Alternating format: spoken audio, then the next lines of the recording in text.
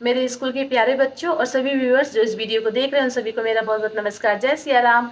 तो बच्चों, आज एक नई कहानी लेकर आए हैं और ये कहानी ना बहुत कुछ आपके गांव से और आसपास के लोगों से मिलती जुलती होगी। जो आप शहर के लोग और गांव के लोगों में जो अंतर देखते हैं ना, उस कहानी के द्वारा आपको समझ में आएगी कैसा होता है। होता क्या है कि एक बार एक बिजनेसमैन अपने बिजनेस के सिलसिले में दूर अपनी गाड़ी में बैठकर अपनी जमीन देखने जा रहे थे। उसे कहीं पे कोई फैक्ट्री वैक्ट्री लगानी थी। ठीक, तो वो बिजनेसमैन चलता चला जा रहा था। रास्ते में एक बड़ी सी नदी मिलती है। ठीक है, आगे कोई रास्ता ही नहीं बचता। रास्ते में बड़ी सी नदी मिलती है और नदी के उस पार उसकी ज़मीन थी जहाँ पे उसे अपनी फैक्ट्री लगानी थी। तो उसने बहुत सोचा। उसने सोचा कि अब नदी के उस पार जाना है, या तो ऐसा हो सकता है कि पूरा घूम के जाएं तो अपनी ज़मीन के वहाँ पे पहुँच जाएंगे, या फिर एक काम करें, इस नदी को पार कर लें। ठीक है, तो नदी को अगर पार कर लेंगे तो थोड़ा सा समय बच जाएगा। फिर उसने आसपास देखा कि कोई नदी को पार करने वाला मिल जाए, तो उसकी नज़र एक नाव वाले पे पड़ गई। ठीक है, तो नाव बहुत छोटी सी थी जिसमें एक तरफ नाव वाला बैठा होता और दूसरी तरफ कोई एक ही व्यक्ति बैठ सकता है। तो उसने नाव वाले से कहा कि क्या तुम नदी के इस पार मुझे पहुंचाओगे? तो उसने कहा हाँ ठीक है, पहुंचा दूंगी, ये तो मेरा काम है। बहुत लोग ऐसे आते हैं जिनको नदी के पार जाना होता है, तो मैं उनको पहुंचा देता हूँ और मुझे इतना इतना पैसे दे देना आप। तो बिजनेसमैन कहता ठीक है ठीक है। अब बिजनेसमैन ने अपनी 4 व्हीलर वहीं पे खड़ी की और बस बैठ गए नाव में। और जब नाव में बैठे तो थोड़ा सा दूर था, पार करने में थोड़ा दूर था। अब बिजनेसमैन ने बातें शुरू कर दी उस नाव वाले से, क्या करते हो, क्या कहाँ रहते हो, कैसे ऐसे करके कुछ बातें शुरू कर दी। फिर बहुत देर नाव वाला एक सामान्य व्यक्ति जैसे उससे बात करता रहा। अब बिजनेसमैन को बहुत देर जब हो गई, तब उसने सोचा कि ये मुझे वैसे कुछ महत्व दे नहीं रहा जितना लोग मुझे देते हैं। तो उसने कहा क्या तुम मुझे जानते हो? क्या तुम्हें पता कि तुम्हारी नाव में कौन बैठा हुआ है? अब नाव वाला सोचता है, नाव वाले के लिए तो एक नॉर्मल सी बात है, कोई भी व्यक्ति आए, उसको पैसा दिया, उसने नाव के उस पार पहुंचा दिया, वो इतना दिमाग क्यों लगाएगा? और गांव में रह के उसने इतना सोचा भी नहीं था। तो उसने कहा नहीं साहब, मैं तो आपको नहीं जानता हूँ, आप कौन हैं मैं नहीं जानता हूँ। तो बिजनेसमैन को थोड़ा खराब लगा। कह यार तुम क्या पेपर वेपर नहीं पढ़ते हो क्या? अक्सर पेपरों में मेरी फोटो वोटो निकलती रहती है और तुम पहचानते नहीं हो मुझे? तो नाव वाला बोला नहीं नहीं, मैं ज़्यादा पढ़ा लिखा नहीं हूँ, बहुत मुश्किल से थोड़ा बहुत पढ़ लिख पाता हूँ, अपने साइन इन कर पाता, मैं ज़्यादा पढ़ा लिखा नहीं हूँ और मैं नहीं पहचानता हूँ आपको। तो वो बिजनेसमैन को और भी ज़्यादा बुरा लगता है। तो कहता अच्छा तुम्हें पता तुम्हारी गाड़ी तुम्हारी नाव में शहर का सबसे बड़ा बिजनेसमैन बैठा है, और मुझे सामने ज़मीन देख रहे हो ना, उस ज़मीन पर मैं बहुत बड़ी फैक्ट्री लगाऊंगा। वो फैक्ट्री पता पानी की फैक्ट्री होगी, जो दुकानों में पानी की बोतलें बिकती है ना, उसकी फैक्ट्री में लगा रहा हूँ। और ये लोग मुझे कितना जानते हैं, आए दिन पेपरों में मेरी फोटो निकलती है, मैं बहुत बड़ा बिजनेसमैन हूँ, तुम मुझे जानते नहीं हो।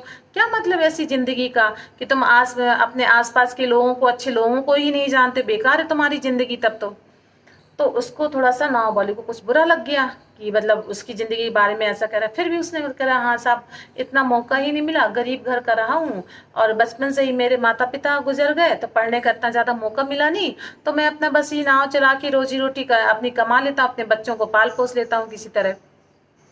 फिर बिजनेसमैन का थोड़ा सा घमंड भी आया। उसने कहा नहीं, तो मैं तुम्हारी ज़िंदगी किसी काम की नहीं है, बताओ तुम मतलब एक जानवरों जैसे ज़िंदगी नहीं कर रहे हो, अपना पार कर रहे हो जानवरों से।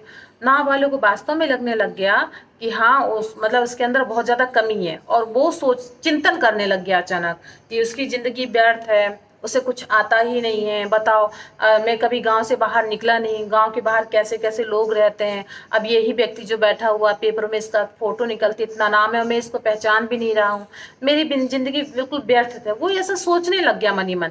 और जब वो सोच रहा था तभी उसका दिमाग क्या है, नाव चलाने से भटक गया।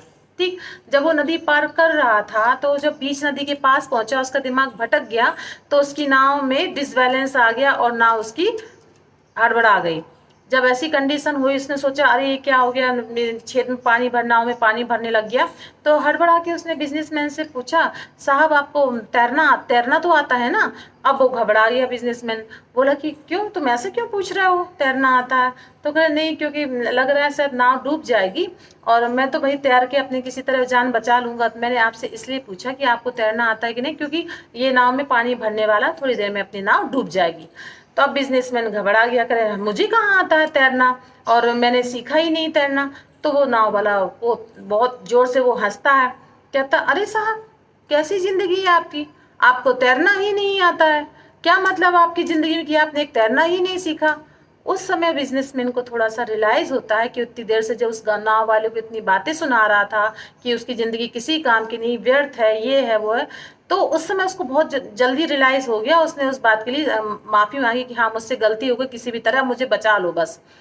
तो फिर वो नाव वाला बोला कोई बात नहीं साहब, मुझे तैरना भी आता है और बचाना भी आता है, मैं बस आप मुझे अच्छे से पकड़े रहिएगा और मैं आपको किनारे तक खींच के ले जाऊंगा। तो इस कहानी के माध्यम से बच्चों आपको क्या समझ में आया?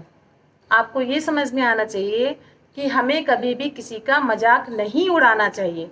किसी की अलग अलग परिस्थितियां हो सकती हैं, किसी का बचपन कैसे बीता हो, उसके साथ क्या बीत रहा है कि हम किसी चीज़ को लेकर उसका मजाक बनाएं, कभी नहीं बनाना चाहिए। क्योंकि कोई ज़रूरी नहीं है कि जो उसके पास चीज़ हो वो हमारे पास हो। हम अपनी किसी चीज़ का इतना घमंड दिखा रहे हैं कि हमें ये आता, हमें वो आता, लेकिन दूसरे व्यक्ति को कोई चीज़ ऐसी भी आती होगी जो हमें नहीं आती है ना।